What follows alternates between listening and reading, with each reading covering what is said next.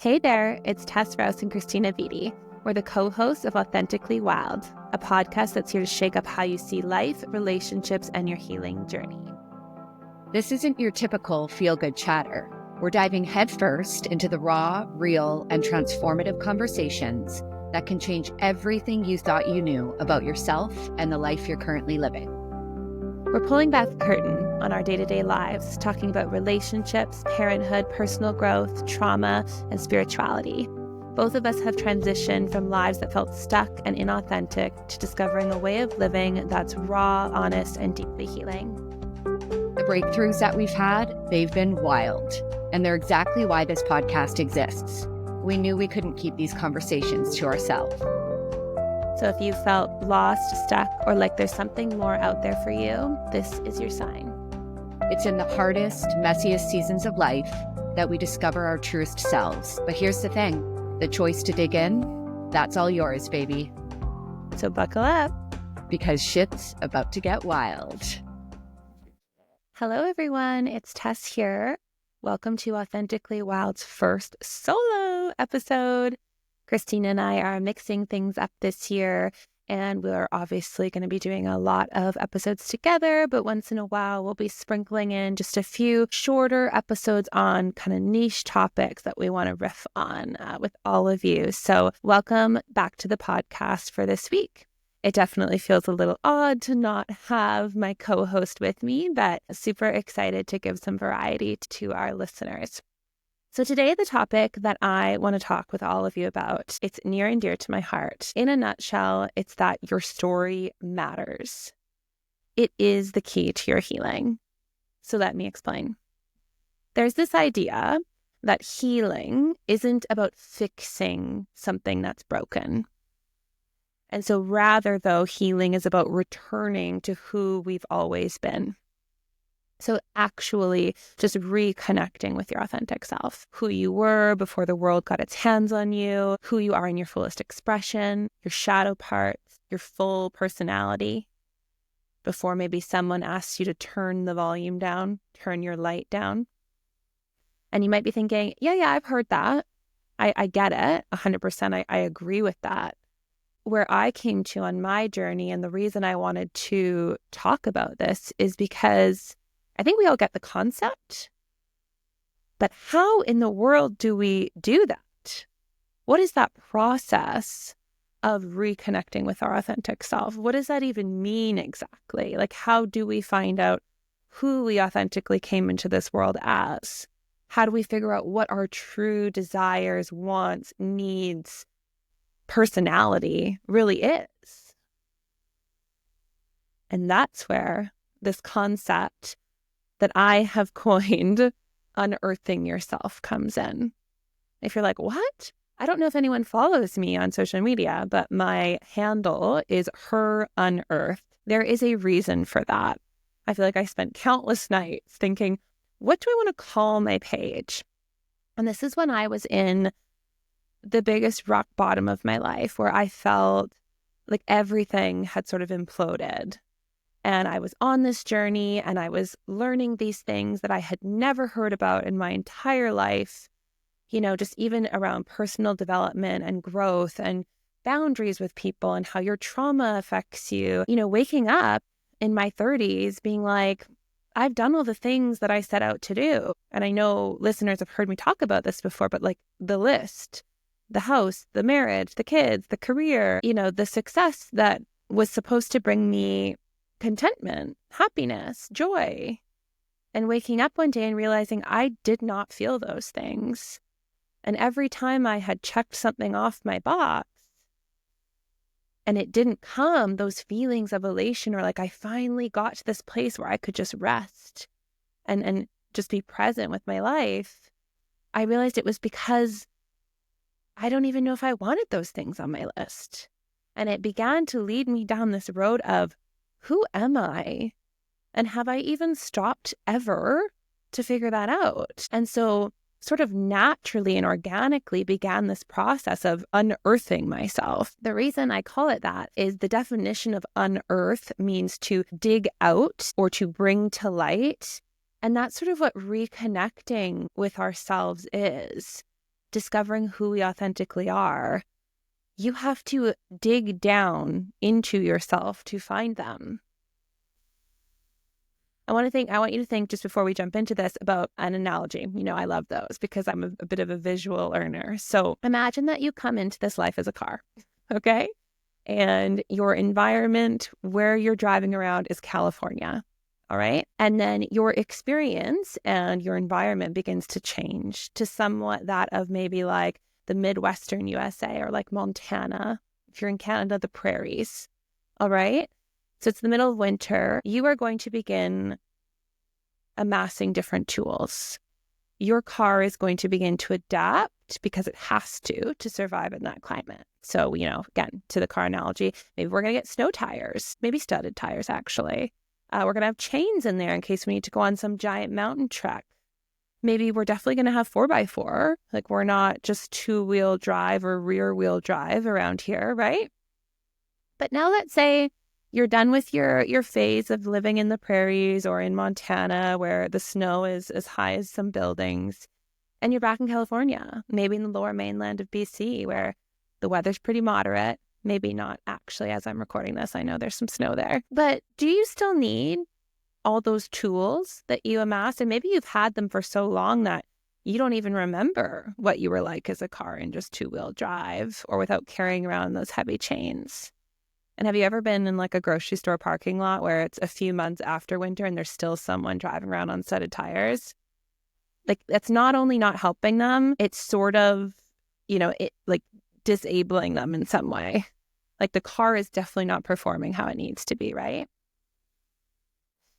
I know when I'm driving around with my partner in the snow, if there's not a lot of it, he'll be like, why are you in 4x4? Take it out of that, put it back into 2-wheel drive.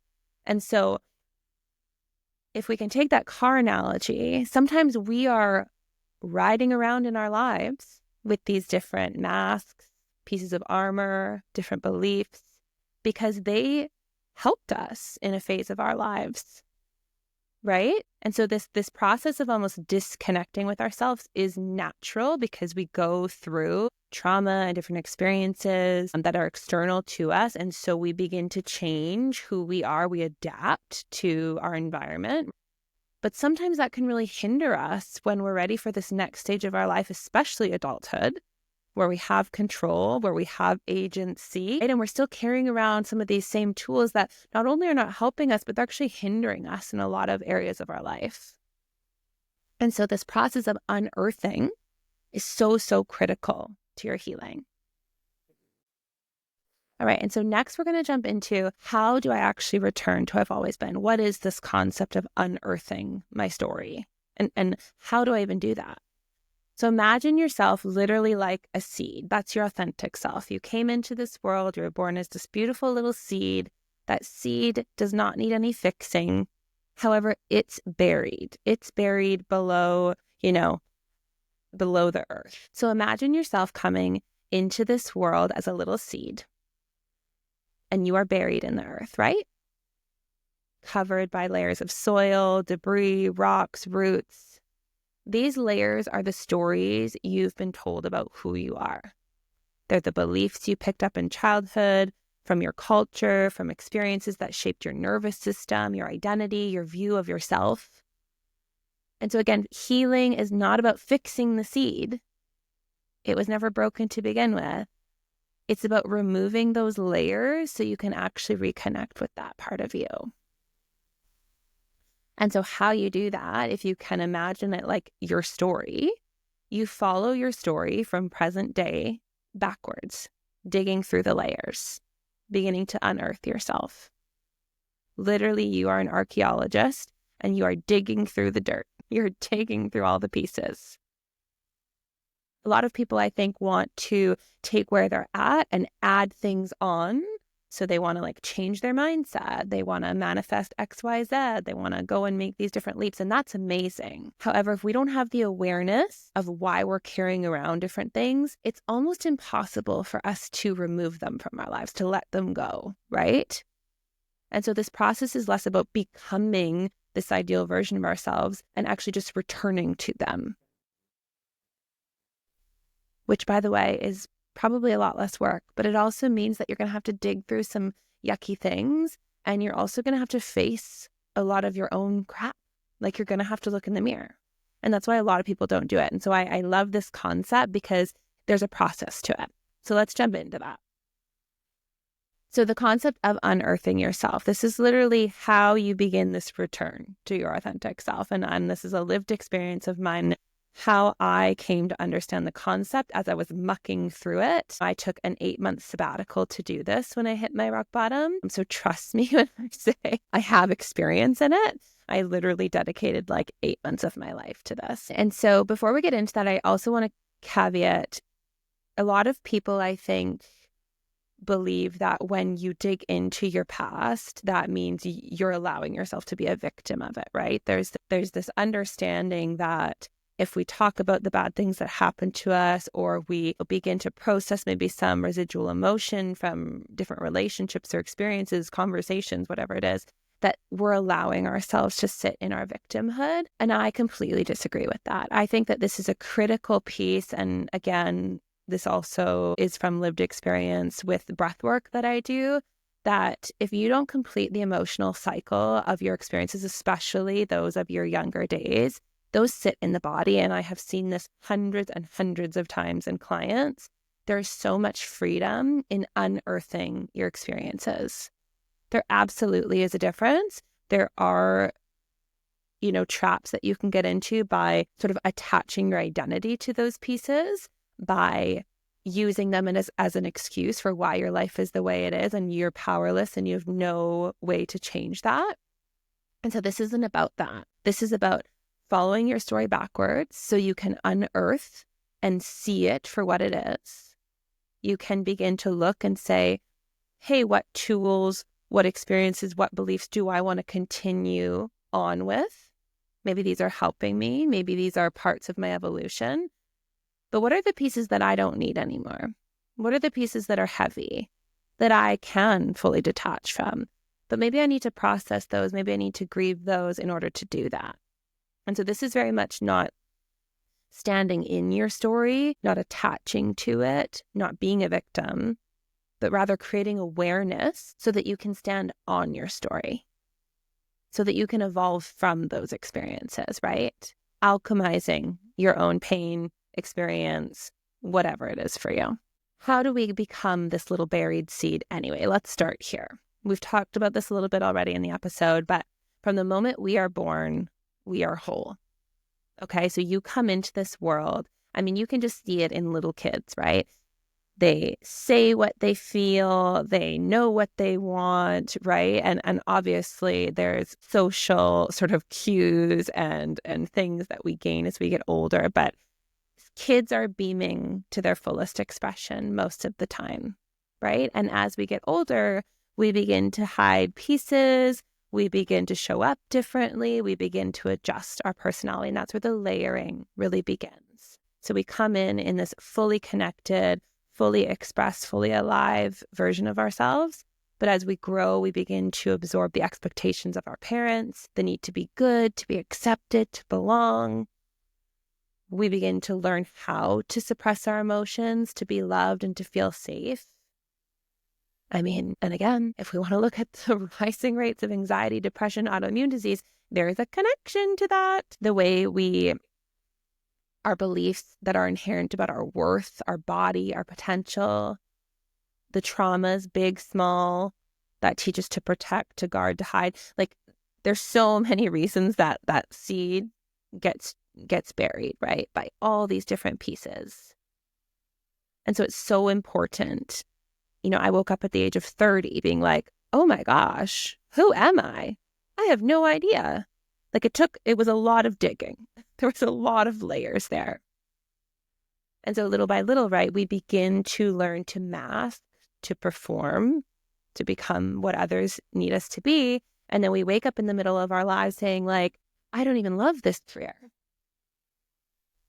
I don't even know who I am in relationship with XYZ person. Or why am I like this? And we begin to think that we're broken, right?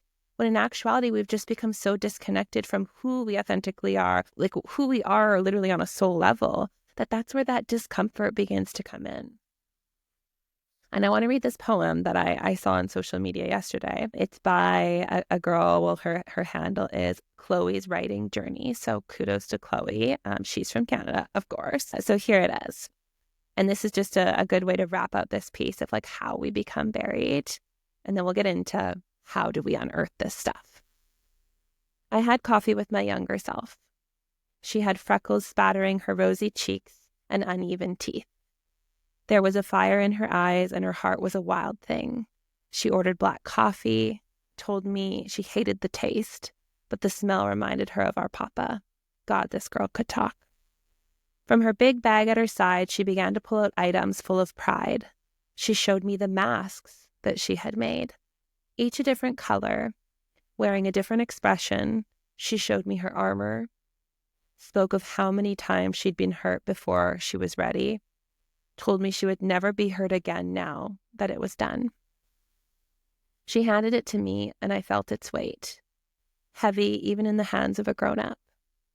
She showed me her sword, her bow, and her arrows, told me she would learn to use each item in her bag with the skill of a warrior. With each word, the thunder of her resilience shook the air between us. Then her eyes cast down, the light dimming from them. A weary shadow cast her face, and quietly she asked, "Will I learn to use them all one day?" I reached across the table, heart aching for all I knew she still must face. Yet still the corners of my mouth lifted as a tear spilled down my cheek. My darling, one day you will not need them anymore. That process is necessary in our journey, but there does come a point when, whether it's a spiritual awakening, a rock bottom, this, we've called them for years, midlife crisis, quarter life crisis, where we want to change. We're finally so sick of how things are that we're willing to figure it out. I know that's where I was. And so for anyone listening who is in there, but I don't know where to start, let's get into that.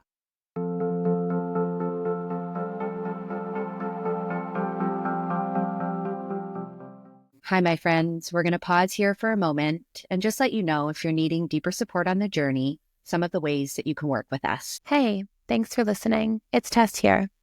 I know life's challenges can feel overwhelming, but through breathwork, there is a way to find clarity, release those stored emotions, and feel more at peace. I offer one-to-one group and online sessions, and I'm excited to share my upcoming digital breathwork audios, perfect for when you need support on the go or in your own time. So if this speaks to you, visit my website, tessrouse.com, or connect with me on socials at unearthing. Let's breathe through it together. Hi, my friends. Christina here. If you're needing deeper support on your journey, there's lots of different ways that we can work together. I offer one-to-one soul coaching, as well as one-to-one readings, Akashic Record soul readings, and intuitive guidance sessions with spirit. Everything I do has such a deeper purpose. It's meant to help bring you home to your power within and show you that you can make it through anything that you're going through in your life. So if you want to reach out and contact me, you can find me on my socials at christina.soulempowered, or you can check out my YouTube channel where I provide different teachings and channeled guidance. Same handle at christina.soulempowered, or you can email me, christina@rootsoflovecoaching.ca. And now, back to the episode.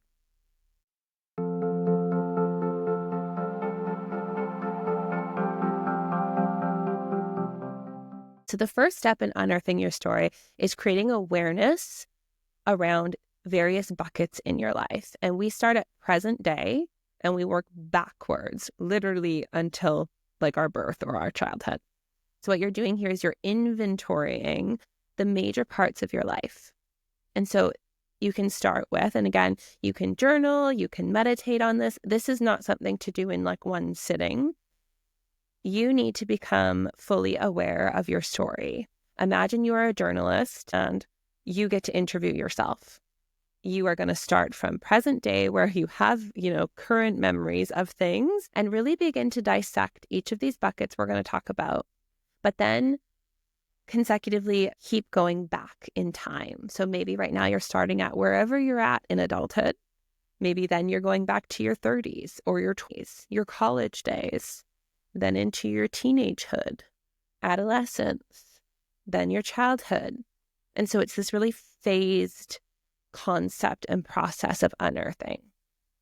And so here's some of the buckets you need to begin to inventory. Again, you're an archaeologist or an investigative journalist, okay? So begin looking at your relationships, partnership, close, intimate relationships, mom, dad, siblings, close friends, your intimate partners. We always say on the show, relationships are the petri dish for growth.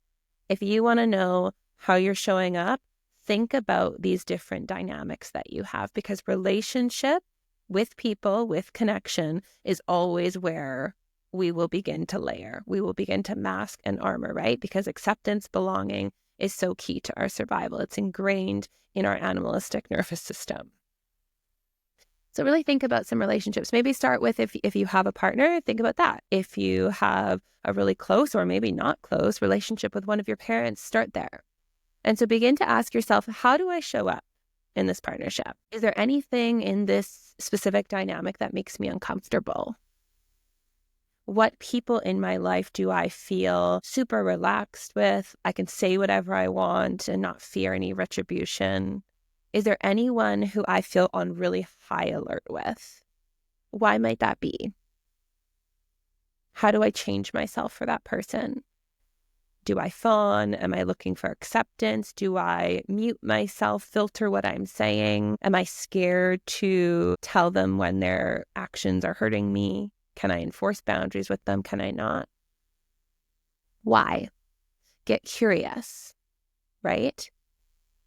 Because if you can begin to say, even if you have someone in your life that maybe reminds you of your mom or your dad or someone from your past, obviously there's a pattern there that's being recreated. And so this is where, again, that sort of investigation becomes. You're like, who do they remind me of? Why do they make me feel on alert?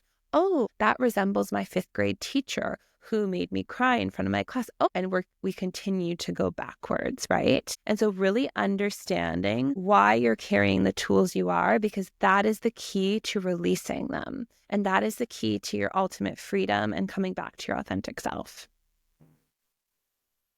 Okay, so outside of relationships, another category that you're going to want to look at is your career, your job, whatever you're doing to financially provide for yourself. Does work feel like work? Why are you in the profession you're in? What led you there? Was it an influence? Was it money driven? What are your beliefs around money? How do you feel when you leave work? And I'm not saying that every job is rainbows and butterflies and there's not hard days, but if every single day you wake up thinking, I don't think I can do this for another day, or you leave your job feeling absolutely exhausted and absolutely drained, and you can do nothing but lay on the couch, that is an alert. Ding, ding, ding, ding. There's something not in alignment here. And it's funny how many of us get in that cycle of doing things because we're stuck with needing a certain salary, creating a specific life, yet really at the end of it all, at the end of this, is that what you want to say? Like, yeah, I did something for 35 years and I hated every minute of it. Like, figuring out why you're in that job, why you did that, is so critical to understanding where you need to go next. Again, if this is one of the pieces you considered. And I just want to also say, for all of the type A's out there, my career was the absolute last thing I began to unearth, because I thought, yeah, everything else I'm going to look at and I'm going to change. But I love my career. I didn't realize the beliefs I had, the performance piece that I was connected to, the success piece. It was the last big bucket that I touched, but whew, was it critical? So critical. So, and even asking yourself, do you have a creative outlet? Maybe there's something on the side that you're doing, and that makes showing up to your job easy because you're able to create, you're able to do whatever it is, the passion that you love, and it doesn't have to have a monetary influence for you. So really beginning to trail that back. I remember that I went to university to become a teacher. Why? Because I had one of my own teachers in high school who I absolutely adored and looked up to that told me, Tess, you should be a teacher. you're so good at teaching. And so I literally went to school to become a teacher. And so, I mean, you could say maybe I did become a teacher. I'm teaching people on things like personal growth, development, healing, all of that. So maybe she was right. But that's not sort of what I took from that conversation. But literally one conversation can create a belief in us or a catalyst in us to do something. And sometimes that's actually not in alignment with where we needed to go, but we did it to create acceptance or safety or assurance. So this is why understanding and following that trail backwards and beginning to connect the dots is so critical. Okay, the next bucket, your health. So that could look like self-care, your mental, emotional health, your diet. How is your body? What beliefs do you have about your body? Would you consider yourself healthy? How do you view food? Do you eat whatever you want, whenever you want? Do you treat your body like a temple and you are there to provide it nutrients? How do you approach that? Because there's a lot there, right? I just actually posted something on social media just about people that are suffering with chronic health or illness. You know, are you just reaching for the one magic pill every day, or are you actually taking your health into your own hands, right? Because if you're sedentary, you're not moving your body, you're putting junk into it every day and you're not feeling good and you're blaming that just on like your circumstance, there's some belief work there. There is some your views of life and like where you hold power that probably need to be looked at. And if that's triggering you, that really means that maybe that's the first place that you should start, right? And I can say that openly because I think as much as I wanted to cure myself of like Crohn's disease and my autoimmune disease, there was also a portion of my life that I don't think I could have done that. And so maybe in a way, like I was, being lazy. I was just taking the medication and, I mean, think of myself at like 21. Like, should I have been drinking at all? Probably not. But was everyone else? Yeah. Did I make excuses for myself? Sure. Absolutely. I think we all do, right? And so looking at like, what are your beliefs around like where you have power? If your body doesn't feel good, what are you doing in your life to change that? Right? And why or why not? Maybe you had a sick parent, a sick grandparent, and you watched them do whatever they did and you mimicked and mirrored those behaviors. Right? Maybe you were taught something like food is expensive and, you just have to eat boxed processed things, whatever it is. Like, again, trailing the story back to understand, is that really what I believe? Is that really the version of me that I want to continue being? Get curious. And last two, so your emotions, we could categorize these as a bucket, or you could actually look at this in relationship as well. How do you feel on a day-to-day basis? Are you hot-tempered? Are you short? Do you have a lot of anxiety? Do you feel depressed, sad? How much play do you have in your life? How much fun do you have in your life? Right? I think this is one we could all look at. When did I stop having fun? When did I just start living my routine where I wash my car on Sunday, I mow the grass Saturday, and I go grocery shopping on Thursday? What fun do you have in your life? Do you make that a priority? Why or why not? And I always say this, nothing changes if nothing changes, and nothing changes unless you create awareness as to why you're doing it in the first place. Okay. And the last one is, and this is also connected to career, is relationship with money. What are your beliefs about money? A lot of the time, our external reality is a reflection of our internal reality, right? What are your beliefs around money? Is it abundant? Is money bad?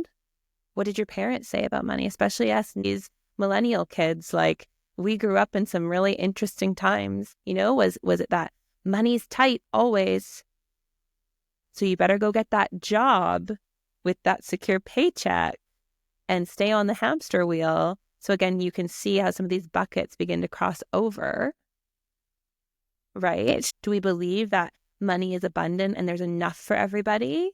Do you feel jealous when other people are successful and you're not, mirroring maybe your thoughts around lack? That there isn't enough for everybody, and if someone else has something, it means I can't have it.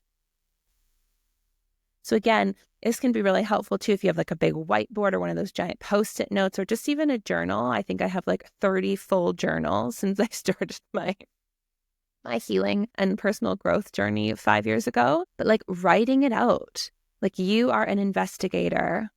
You have to kind of understand, again, back to that car analogy, how is your machine operating?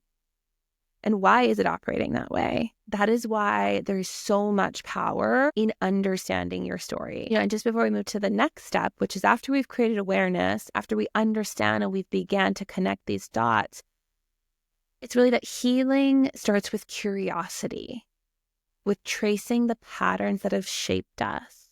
Again, being an archaeologist of your own soul, brushing away the dust, the years of conditioning, to reconnect with who you authentically are.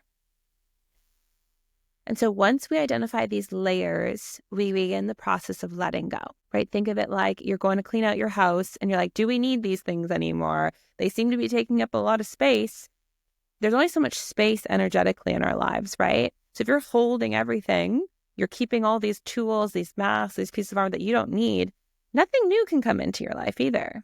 So we got to let that go again, starting with inventorying, creating awareness, and now beginning to really release some of these false identities, these things that we don't need to carry. And that might mean, and this is where a lot of people I find resist this work, is maybe you need to grieve. Maybe you need to grieve the parts of yourself that you abandoned to fit into these different buckets and narratives and relationships. Maybe that's going to mean creating boundaries or letting certain people go out of your life. There is a lot. We create a life with all these layers and all these things, right? And then as we begin to unearth our story and try to come back to that authentic version of us, turn up our light, turn up our volume, there is a lot of loss that happens. And that's maybe just like, warning, it's not going to be easy. But I promise you the payoff is worth it because you may be battling more on the external pieces of your life, relationships, your career, those things. But internally, there is peace. There is wholeness. That internal battle, those little voices, those begin to quiet down because you have finally reconnected with what you truly want, what your soul has been yearning for. Those desires, those authentic wants. And sometimes that's uncomfortable for the people in our lives. And so again, lots of shedding of relationships or beliefs that no longer align. It might mean unlearning or deconstructing a part of your life, stepping into the unknown of who you are beneath it all. Again, I think for career, this can be really hard for people, especially when you get into your 30s and you're like, well, my career has been my identity for 15 years. And now you're making this giant shift. Maybe you're going from corporate into like arts or whatever it may be, but you feel so lit up and so passionate and so magnetized to that. So there can be this deconstructing of our identity, which is like a grueling process, by the way. It's crazy. And then the last piece of unearthing ourselves is just really reconnecting with our essence. And this is where I think a lot of people try to start. They try to ask themselves, hey, what do I really want? Okay, on the vision board, what do I want to create? But they haven't gone through the process of, one, creating awareness around their story, releasing the things that don't matter, and then asking, now what do I authentically want? Because they actually know who they authentically are, right? And they actually have space to begin creating that life. So we can't start there. That's actually the last step. Those other two are critical. So again, as you begin to remove those layers, you're going to begin to see who you truly are. You're going to feel it. You're going to all of a sudden have these desires. You're going to understand like what you truly want because you've cut through all those layers now, right? You've dug down deep enough. And then you can begin to create a game plan for that.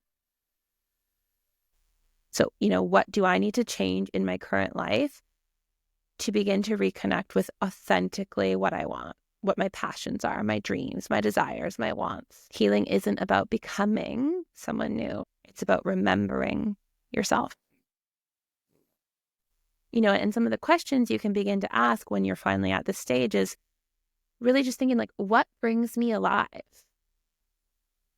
What feels like home in my body? What parts of me have been waiting to be seen again? It's almost this returning to who you've always been. So remember that the journey is not easy. There's a number of steps here. It's not a race either. But yeah, this process has been monumental in my life. I mean, every area of my life has done a 180 since I began this. And I mean, there's definitely still hard challenges and hard days, but I know I'm so content now with myself. I feel so much safety, less anxiety about my decisions and where I'm going, because I know that I'm creating and living a life that I truly love.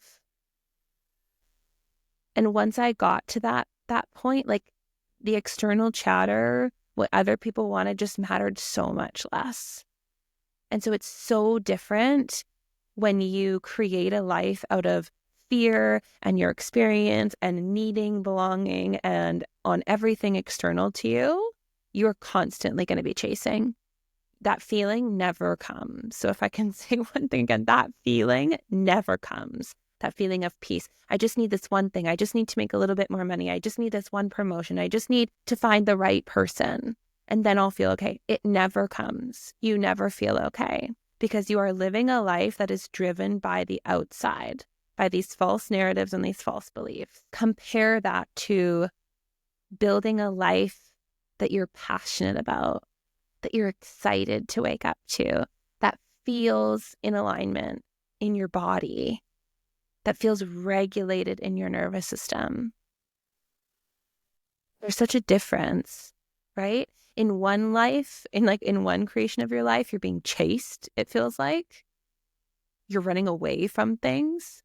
And in the other, you're running to them. You're creating them. It's just such a different vibration. Okay, so I'm going to leave you with this. Unearthing yourself is realizing that you were never broken. You were just buried. And now you get to be unearthed, bring to light. You're not fixing, you're not chasing. You're just allowing yourself to remember, to return, to reclaim. So today, let's take a breath. Let's feel into some of those parts, into those buckets that have been hidden. And ask yourself, what is ready to be unearthed in my life? If you loved this episode, please let us know. Please share it with maybe a friend or someone you think this might impact today. That's why we do this, so we can help others along their journeys, because we really only had each other when we were going through it. You know where to find Christina on socials and myself. We'd love to hear from you. Thanks, everyone.